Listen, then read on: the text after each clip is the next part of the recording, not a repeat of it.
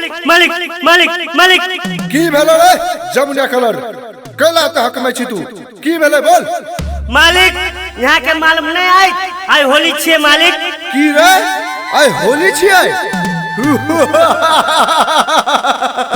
आई होली छी आई तू अभी बंद बची जमुना कलर सुन जो सबके कह दई हथियार फेंक दही या पिचकारी पकड़ ले आ चल भौजी और जरे होली खेलबे। हाँ मालिक आय हमहू होली खेलबे आय हमहू भौजी के रंग देबे।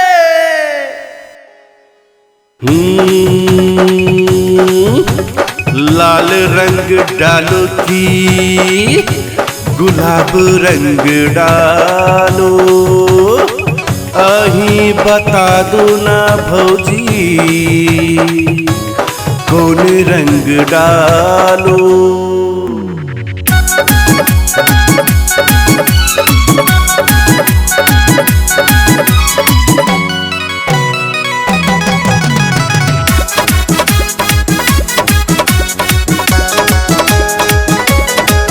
रंग डाल तू भौजी होली में आहा अपन पियर का चोली में। रंग डाला तू भौजी होली में आहा अपन पियर का चोली में। देवर सबाह के रंग दैया देवर सबाह के रंग दैया आगा पछा पिचकारी से। रंग डाला तू रंग डाला तू रंग डाला तू भौजी होली में आहा अपन पियर का चोली में। रंग डाल तू भौजी होली में आहा अपन पियर का चोली में।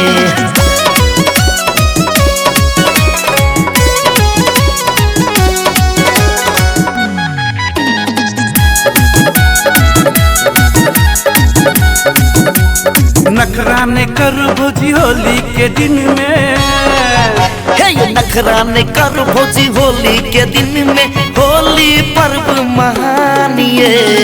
देवर भौजी रंग खेलबे करबे देवर भौजी रंग खेलबे करबे जे कुछ कहे ई जहान ये।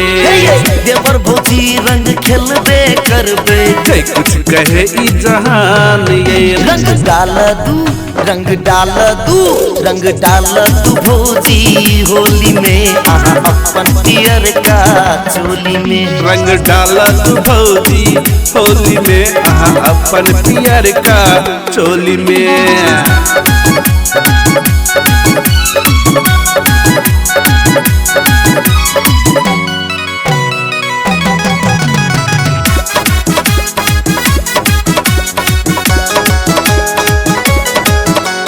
पीला हरा रंग लगाबू ये भौजी पीला हरा रंग लगाबू होली पर्व महानिए।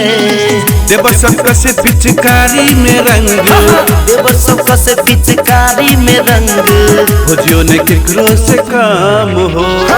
देवर सबका से पिचकारी में रंग भौजियों ने केकरो से काम यो।